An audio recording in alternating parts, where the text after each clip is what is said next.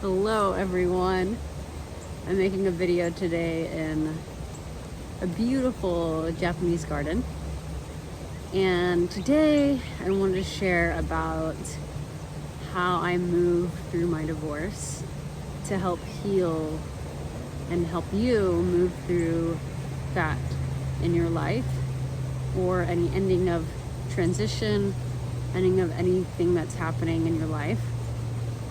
And so I hope that this inspires you to be able to move through your transition, grief, anything that you're moving through, whether it is divorce, a breakup. So, first thing I want you to do is go like this. Shake it out, shake it out.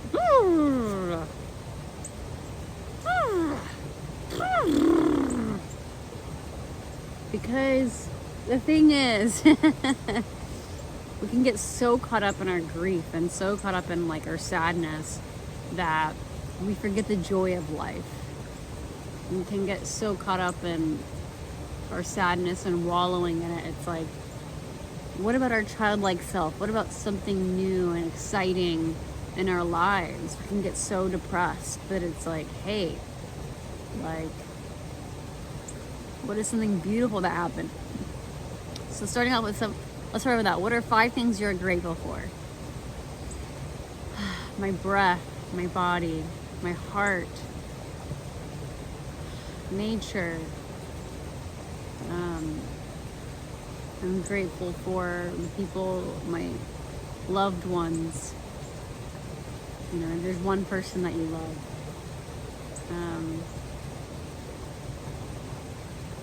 My body, I can come back to my body, my space, my mind, my spirit. Okay? Because when we move through grief, it can be so like, oh my gosh, look what happened to me. And so how can we come back to gratitude? It makes grief a lot easier. So, I already feel the shift in myself. Can you feel that in you? I feel like that was like a Dora moment.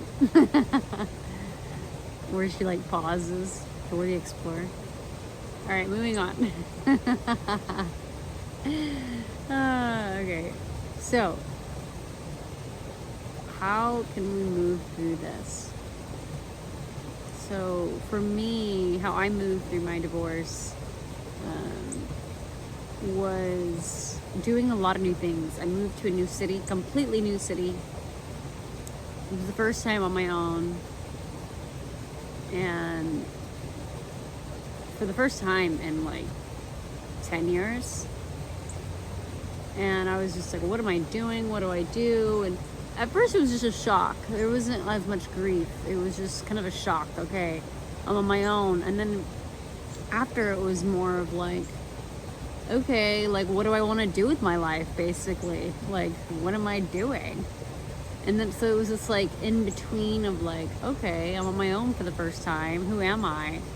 Who am I without this person? And how can I exist without this person? And I was like, okay. And so my friends invited me to a solo trip, to a trip to like a vacation trip to Mexico. And I was like, I don't think I've ever been on an international trip with friends. Why not? I was there for a week. That week turned to 2 years of solo traveling. And some would say that it was me running away from myself, of like, oh my gosh, you just ran away from yourself. You just went wild and crazy and traveled and spent all your money traveling. And you had a great time. And I would say a part of that, had a very good time, and also discovered a lot. I played guitar for the first time. I learned how to play guitar. I played and sang for 3 years, every day. I got better at Spanish. So what? I got really good at Spanish because I was living internationally, and so I was learning. I was making new friends. I did yoga teacher training. I did a 10-day Vipassana meditation. You know, I started to basically just, not just, it wasn't just about running away, but started new things, newness in my life that I needed, not just all this stuckness. And so it's very important when moving through either a breakup, divorce, grief, what newness can you bring into your life? Whether that's a hobby or a trip or, it's such a good reminder.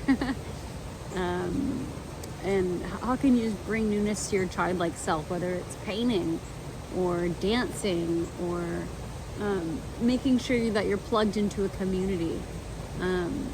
So I did that. And then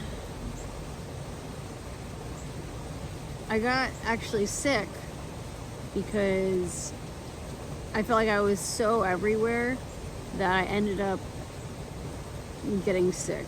And so this is where what I believe is very important when you're healing from anything is you have to be in the body, because the body holds the emotions. And so I was kind of running away from my body in a lot of ways. I was so high, like, woo, skyrocketing. I was like, yeah, life is so great. And my body is like, and my energy is full, a lot of grief, holding a lot of grief. And so, not that there's anything wrong with going, being excited, joyful, playful. I was all about it. I was like, let's freaking go. Let's freaking go. And also, there's an embodiment piece too, and not forgetting the body that holds a lot of grief. And so really like integrating that and being in my body and, like really feeling the grief, like really feeling it. And so, yes, a new day is always arising. And it's so important to like be joyful and have fun and not be depressed all the time and try new things. And also like hold space for the grief in the body, because then you'll take it out on people basically, or like you just won't make as clear decisions when you're not really you're not in your body. So there's a balance to it as well. So if you're in your body all the time, you can become sluggish or like and also it's a balance. Come the inner child, play, joy, feeling the grief as well. And so, yeah.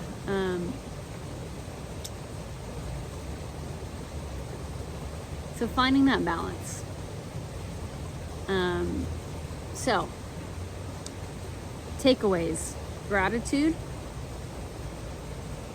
Having gratitude for your just being and existing and doing this thing called life. Right? Like always when you're feeling that, just come back to that gratitude practice. Maybe it's a morning practice of gratitude or an evening practice of gratitude. Gratitude, doing new things, new exciting things out of your element, getting that childlike energy and feeling the grief in your body and allowing space for you to really feel in the body, and maybe have a friend to support you, to allow you to grieve and just hold you through it, just in the body, without the mind, in the body. Let me know if you want to move through that with me. I have my coaching, I have my courses. All right, bye.